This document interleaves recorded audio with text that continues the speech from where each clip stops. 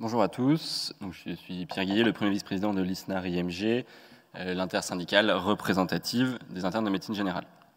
Je suis également interne ici même. Depuis 2003, la médecine générale est enfin reconnue comme une spécialité médicale à part entière. Comme chaque spécialité, elle dispose de ses propres spécificités qui caractérisent son caractère unique et la différencient des autres spécialités.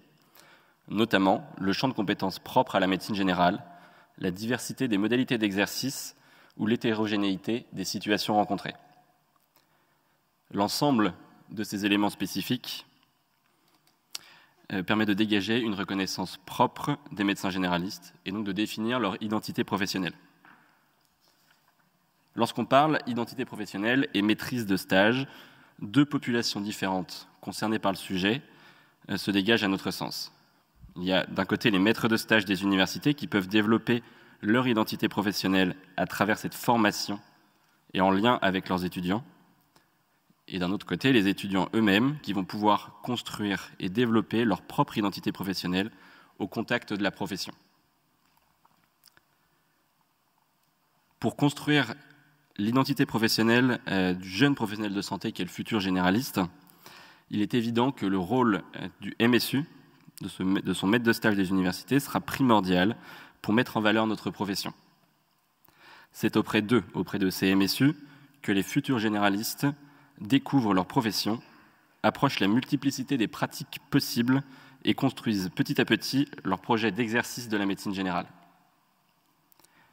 La diversité et la qualité des stages proposés à l'interne lui permet de se forger sa propre expérience de généraliste et, à terme, l'orienter lui-même vers la maîtrise de stage afin d'aider ses jeunes confrères à découvrir notre belle spécialité.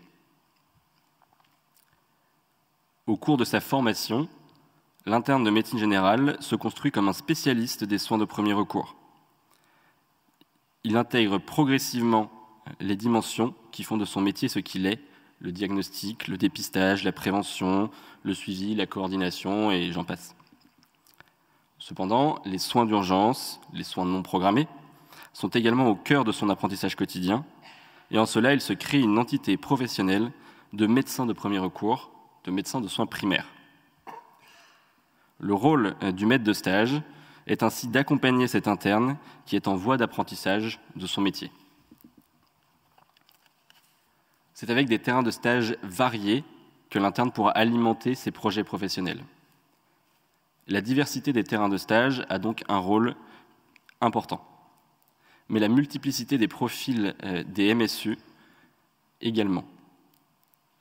Découlant de cette découverte des pratiques de la médecine générale, les étudiants vont ensuite s'installer dans les territoires qu'ils ont pu découvrir. Mais certaines évolutions restent encore à obtenir. La permanence des soins ambulatoires reste pour le moment peu accessible aux étudiants. La régulation médicale, les maisons médicales de garde, les structures spécifiques d'accueil des soins non programmés en ambulatoire pourraient être des cadres formateurs intéressants et enrichissants pour les futurs généralistes. Toujours dans l'idée de cette professionnalisation, une réorganisation de notre formation autour d'une maquette en 4 ans nous paraît intéressante, si et seulement si certaines conditions nécessaires sont bien sûr remplies, on l'a rappelé tout à l'heure. Telle qu'imaginée par les internes de médecine générale, cette nouvelle maquette permettrait de construire le projet professionnel de l'étudiant autour de la pratique de la médecine générale qu'il souhaite. Le nombre actuel de MSU n'étant pas encore suffisant pour permettre sa mise en place dans les conditions requises pour une formation de qualité, la poursuite de l'augmentation significative du nombre de MSU est un enjeu majeur. Il en va de même pour les enseignants de médecine générale, bien sûr. Comme énoncé précédemment, les MSU vont également bénéficier de leur maîtrise de stage pour construire et surtout développer leur identité professionnelle. En recevant des étudiants et en formant des jeunes confrères, ils pourront participer à l'essor et au rayonnement de leur discipline. De plus, la maîtrise de stage permet aussi un apport personnel et un gain de compétences nouvelles pour le MSU. Ces nouvelles compétences peuvent l'amener à modifier ses pratiques de médecin généraliste. En effet, la formation, l'enseignement, la pédagogie sont des compétences particulièrement enrichissantes qui sont transmises au MSU lors de la formation à la maîtrise de stage.